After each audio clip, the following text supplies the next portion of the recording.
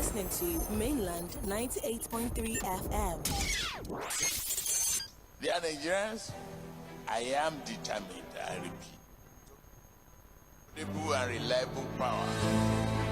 The stakes are higher than ever. Government policy does not support youth in this country.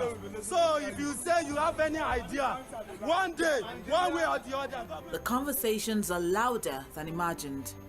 The expectations are greater.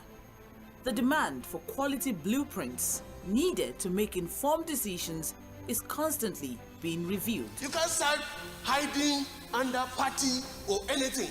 We are leaders that are entrusted by our people. Come and speak on their behalf. The Situation Room on 98.3 Mainland FM provides the platform where all of your demands are met.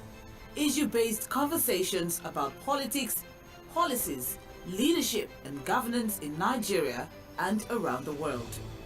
Join us every Mondays through Fridays from 4 p.m. to 5 p.m. as we engage and interact towards setting the agenda for proper accountability and public engagements. The Situation Room is here. We welcome the roommates.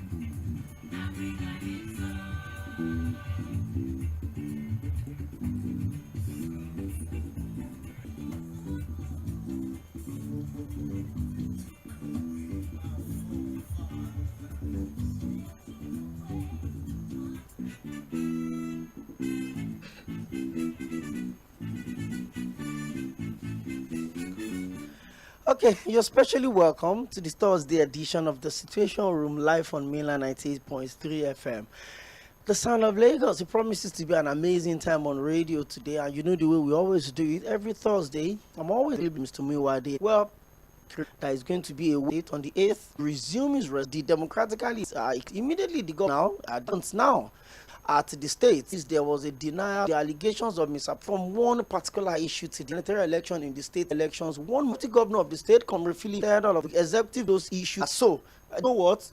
Please, the Secretary General and what exactly from our studio. So let me conversation aside. 𝗏𝗏 is certainly making reference to the old drama around the certificate of Mr. President from the Chicago State University. So we'll also flip that conversation on the other side of the show. But let's focus on Ondo State now. Barrister OLUJIMI joins us via phone from Akure, at the capital of Ondo State. Good evening. Good to have you join us live on the Mainland 98.3 FM Situation Room. Thank you, OPEYEMI, and good afternoon, listeners at home. Okay, of course. This program is being streamed live, so you can go on our social media platform, facebook.com/Mainland 98.3 FM to watch us live and drop your comments, your questions, or your responses. You can also go to our YouTube page, Mainland 983 FM on YouTube, and search us out and drop your comment as well. It's going to be really engaging today. 90 minutes, and we'll open the phone lines on the turn of 5 o'clock so that we can extend our conversation with you. So let me come straight to you, Secretary. Well, I'm sure you heard my introduction, and on the 7th of September, the governor of Ondo State, His Excellency Governor Rotimi Akeredolu, popularly known as Akiti, returned to the state. He didn't return to Ondo State, he returned to his base in Ibadan, at the capital of Oyo State. And on the 8th of September, he addressed, the media, saying that he's going to, by God's grace, he's going to complete his tenure and he's going to hand over to a democratically elected governor by the good people of Ondo State. But then, fast forward from the 8th of September, and today is the 12th of October, meaning that it's been over 4 months that the governor had not been seen around the Alagbaka government house in Akure, the capital of Ondo State. And one of the tenets of democracy, one of the pillars of democracy is to have a credible, a vocal, and a very much alive opposition group, whether as a political party or as pressure groups, that helps to put checks and balances in place in respect to checking the excesses and the mismanagement of the ruling party. But your party, the PDP, is the main opposition party in the states, and then you've been quiet. What exactly is going on in Ondo State, and who is the governor of Ondo State at the moment? Let me talk to you, Barrister OLUJIMI. Yeah, once again, thank you for having me, OPEYEMI. And let me start by saying this. Let me give a kind of correction to the insinuation or to an impression by saying that we have been quiet. You should not forget the fact that PDP being the opposition in Ondo State for now, as it stands, and that of Nigeria for now, you will agree with me that we are being strategic with our plans or with the whole thing. Having said that, let me now go straight to the question you've asked about the whereabouts of Akété. First of all, let me sympathize with the people of Ondo State.